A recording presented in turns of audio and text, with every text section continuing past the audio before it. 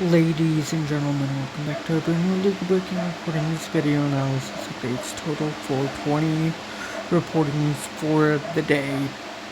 But first of many for the evening.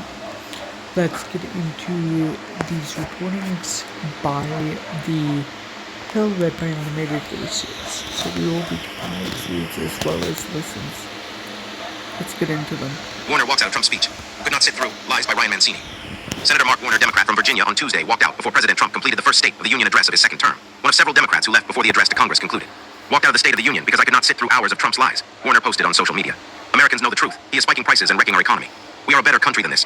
Trump's marathon speech, clocking in at 1 hour and 47 minutes, faced heckles and other walkouts from Democratic members.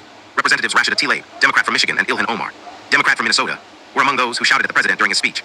"You have killed Americans," Omar yelled, with Tlaib also saying, "They saw the videos." Mr. President, both referred to the shooting deaths of U.S. citizens Renee Good and Alex Preddy during federal immigration enforcement operations in Minneapolis last month. Incidents that were captured on camera. Representative Al Green, Democrat from Texas, a senior member of the Congressional Black Caucus, was once again ejected after he displayed a handwritten sign that read, "Black people are not apes." The sign referenced a since-deleted video shared on Trump's Truth Social account, depicting former President Obama and former First Lady Michelle Obama as apes. The White House initially defended the video, before later saying a staffer posted it by error. Trump later condemned the video as racist, but did not apologize. Green's demonstration, which complied with House Minority Leader Hakeem Jeffries, Democrat from New York, call for Democratic lawmakers to silently protest Trump's address, still led the sergeant-at-arms to escort Green out of the chamber. The president has depicted black people, two prominent black people, the former president and the first lady, as apes. Green later said, "That cannot go unnoticed. For too long now, we have allowed all of his dastardly deeds to go unnoticed, because he will get engaged with another dastardly deed. I refuse to let this go unnoticed." House Speaker Mike Johnson, Republican from Louisiana, accused Democrats of bringing shame upon their party for heckling the president. He said Green was let out of the chamber pretty quickly, and said he would leave it to his GOP colleagues to decide on censuring him, as the House did last March after Green heckled Trump during his address to Congress. "I mean, the antics were outrageous," Johnson said of Democrats who yelled during Trump's address. "I came about this close from banging the gavel and having them escorted off the floor. But the president handled it very well, and I thought, let them put that on display." Ladies and gentlemen, with that being said, let's get into our next reporting, read by an animated voice by the Hill. Ladies and gentlemen, without further ado, let's get into it. By the Hill, read by an animated voice.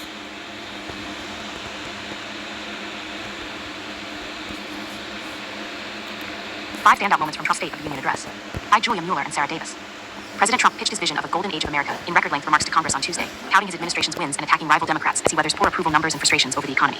The president declared the country bigger, better, richer, and stronger than ever before in a wide-ranging speech that included several standing ovations from Republicans and insults slung at Democrats. While many Democrats boycotted the speech, attending counter-programming events in protest of Trump, many party members sat in pointed silence throughout the president's speech. One Texas Democrat was escorted from the chamber, and several members heckled the president over Republicans' standing ovations. The 1 hour and 48-minute program ran longer than Trump's 100-minute address to a joint session of Congress last year, though it was not technically a State of the Union, and broke the SOTU record held by former President Clinton. Here are a few standout moments. Trump welcomes U.S. men's hockey team amid controversy. Not long into his address, Trump welcomed the Olympic gold medal-winning U.S. men's hockey team to the chamber amid controversy over a viral video of the athlete's phone call with the president. "Here with U.S. tonight is a group of winners who just made the entire nation proud. The men's gold medal Olympic hockey team," Trump said, prompting the team to enter the press gallery above the chamber to applause and USA chants. Trump and the hockey players came under scrutiny for footage of a locker room call in which the president told the men's team that he would have to invite the women's team to the White House or else he probably would be impeached. Trump in his speech hailed the men's win in Sunday's gold medal game, but later made a point to call out the women's team, who declined his invitation to attend his address to Congress. "They beat a fantastic Canadian team in overtime, as everybody saw. As did the American women who will soon be coming to the White House," Trump said. Trump also noted the upcoming summer version of the Olympics will be held in 2028 in Los Angeles, which he said is going to be safe, referencing his immigration crackdown in the California city. Though the president has long criticized California and clashed with the state's Democratic leadership over immigration enforcement and other efforts, he has repeatedly touted that the games will be held on U.S. home turf. Trump hands out several medals. Trump handed out several awards to guests at the speech, as he noted his continued interest in receiving his own Medal of Honor. He announced plans to soon present U.S. men's hockey goalie Connor Hellebuck with the Presidential Medal of Freedom, the highest civilian honor in our country. Several other Olympic athletes, including Katie Ledecky and Michael Jordan, have received this award. 2 National Guard members who were shot blocks from the White House this fall received Purple Heart Awards, a prestigious military honor for service members wounded or killed in combat. Staff Sergeant Andrew Wolf received the award during Trump's address, and the parents of National Guard member Sarah Beckstrom, who died from a gunshot wound after the attack, accepted on their daughter's behalf. He also handed out the military's highest decoration, the Medal of Honor.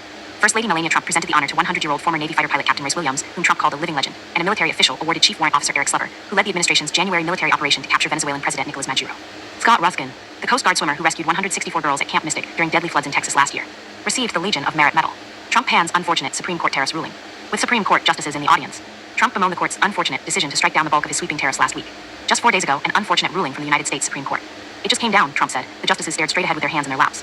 The court decided 6-3 last week to invalidate an international economic strategy that the administration has touted as a major fixture of his second term. Trump is the first president to attempt to invoke the International Emergency Economic Powers Act to impose tariffs, but the justices held that the act does not give him the authority to do so. The court's Chief Justice, John Roberts, was joined by Justices Alina Kagan, Brett Kavanaugh, and Amy Coney Barrett. Kavanaugh was the only judge in attendance who joined on to the court's dissenting opinion on the tariff case. The administration is now turning to other alternative powers in order to continue pursuing its signature economic policy. Last Friday, Trump announced new 10% global tariffs under another emergency provision, the 1974 Trade Act. He later upped these planned import taxes to 15%. They are a little more complex, but they are actually probably better, leading to a solution that will be even stronger than before. Trump said of these alternative powers on Tuesday, "Congressional action will not be necessary," he continued. "It is already contested, and as time goes by, I believe the tariffs paid for by foreign countries will, like in the past, substantially replace the modern-day system of income tax, taking a great financial burden off the people that I love." Democrats heckled Trump. Green escorted out for second year. A handful of Democrats heckled the president at several points in the speech, though the exchanges appeared more muted than intense clashes in the past, like when former President Biden engaged with then-Representative Marjorie Taylor Greene, Republican from Louisiana, in his last State of the Union address. As Trump talked about illegal immigration and the border, Representative Rashida Tlaib, Democrat from Michigan, yelled at Trump, "You are killing Americans." Representative Ilhan Omar, Democrat from Minnesota, shouted, "You have killed Americans." Other Democrats jeered Trump too. Norma Torres, Democrat from California, held up a two-sided sign with the photos of 2 Americans killed by immigration officers in Minnesota this winter, Alex Preddy and Renee Good. At the beginning of the president's speech, Representative Al Green, Democrat from Texas, was escorted out of the House chamber for the second year in a row. The Democrat was removed after he raised a sign with the words, "Black people are not apes," scrawled in black marker, in a reference to a now-deleted AI-doctored video shared by the president, depicting the faces of former President Obama and former First Lady Michelle Obama on the bodies of apes. "It is an insult not only to the president and the First Lady, but to me as a black person. And I wanted him to know that somebody has the courage to tell him to his face. And that is what I did," Green told The Hill as he left the House floor. He said that his removal did not surprise him. Last year, the Texas congressman was forcibly removed from the chamber after he heckled the president during his speech. Green was later censured in a House vote for a breach in proper conduct. Even Democratic lawmakers who did not heckle or outright protest the president made their dissent known, staying seated as their Republican counterparts stood to applaud the president at several points.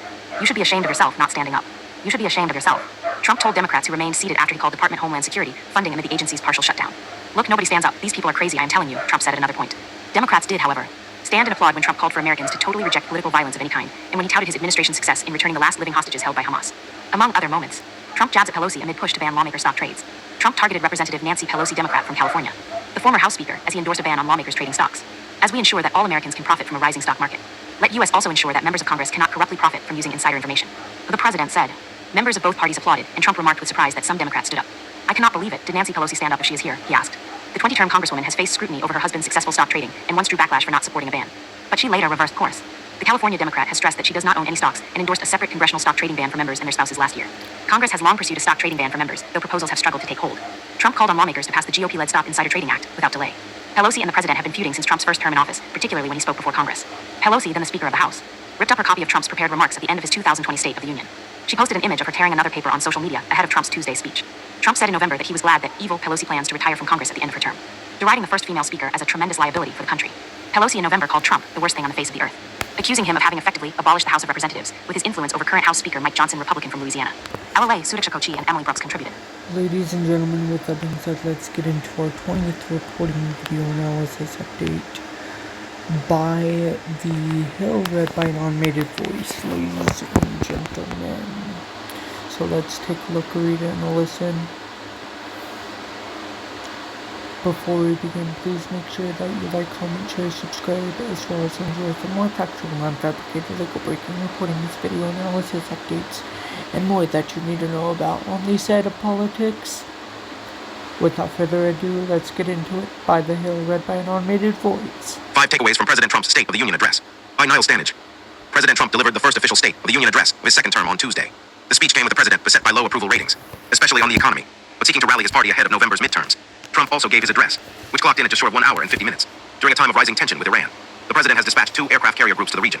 Here are the major takeaways from the speech. Iran plans remain murky. The single most substantive policy question hanging over the address was whether Trump would make his plans for Iran clearer.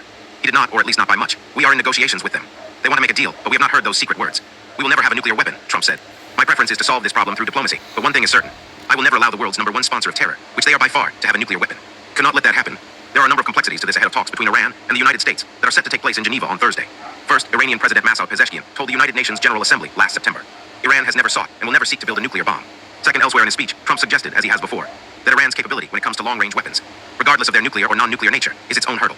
And he also condemned Tehran's killing of protesters around the turn of the year. The bottom line is it remains unclear exactly what Trump is proposing as the solution to a hazily defined problem, or whether he envisions the regime in Tehran staying in power or not. In a midterms message, the early part of the speech, when the viewing figures for the live TV audience are typically at their height, focused mostly on the economy. Some of Trump's claims were valid, such as the stock market being at or near record highs, and some were not. He did not, as he claimed, inherit a nation with inflation at record levels by any standard measure. Annualized inflation in January 2025, when he began his second term, was at 3%. In the latest figures for this January, it is at 2.4%. Trump's approval ratings are particularly parlous when it comes to public perceptions of rising prices, too. In a recent Washington Post, ABC News Ipsos poll, 65% of adults disapproved of his handling of inflation, while only 32% approved. On Tuesday night, he returned to a version of an attack he has made previously, contending that Democrats had suddenly used the word affordability. A word they just used it, somebody gave it to them. Trump argued it was Democrats who were, in fact, to blame for those prices. He also slammed the opposition party for voting against last year's tax cut and spending bill, saying they wanted large-scale tax increases to hurt the people instead. A confrontation on immigration. The most dramatic moments of the address came, perhaps predictably, on the topic of immigration. At one point, Trump said that his audience should stand up and show your support if they agreed with the statement that the first duty of the American government is to protect American citizens, not illegal aliens. Democrats overwhelmingly remained seated, which is hardly a surprise given their fervent opposition to the aggressive enforcement actions taken by Immigration and Customs Enforcement ICE and by other agents under the auspices of the Department of Homeland Security DHS. Those actions led to the shooting to death of 2 U.S. citizens in Minnesota in January, Renee Good and Alex Preddy. Still, Trump glared at the Democrats and said, "You should be ashamed of yourselves not standing up." There was also a shouting match revolving around Representative Ilhan Omar, Democrat from Minnesota, who shouted that Trump had killed Americans. When Trump accused the Somali community, of which Omar is a member, of having pillaged billions of taxpayer dollars, Omar could be heard shouting that he was a liar. Omar could be heard shouting that he was a liar. Supreme Court draws only a bit of ire. Trump had already taken aim at the High Court in the immediate wake of the justices, striking down many of his key tariffs last week. The president had taken particular umbrage at 3 conservative justices who ruled against his wishes, including 2 whom he appointed during his first term, Neil Gorsuch and Amy Coney Barrett. Last week, Trump said the decision was an embarrassment to their families. That seemed to raise the stakes for an epic confrontation on Tuesday night, when 4 justices, John Roberts, Alina Kagan, Brett Kavanaugh, and Barrett, were in attendance. Trump called the ruling unfortunate and disappointing, but he never let loose completely against the court. Politically, both parties got what they wanted. In the modern age, State of the Union addresses simply do not matter as much as they once did. Not so long ago, the annual speech was still seen as a rare opportunity for an American president to speak to the public unfiltered. These days, Trump often does that several times a day on social media. Still, the speech does offer a massive TV audience. Republicans are likely to be broadly satisfied with the contrasts Trump drew on hot-button issues like immigration and trans rights, and by the fact that he avoided sparking the kind of colossal controversy that might have drowned everything else out. Democrats plainly do not believe he did anything to change a political landscape in which they fancy their chances of taking control of the House. At a minimum, in November, Virginia Governor Abigail Spanberger, a Democrat delivering her party's response, framed her argument around 3 questions. Is the president working to make life more affordable for you and your family? Is the president working to keep Americans safe, both at home and abroad? Is the president working for you? She asked rhetorically. With that being said, ladies and gentlemen, that is going to do it for these legal breaking reportings. Please like, comment, share, subscribe, as well as enjoy for more factual and fabricated reportings that you need to know about more.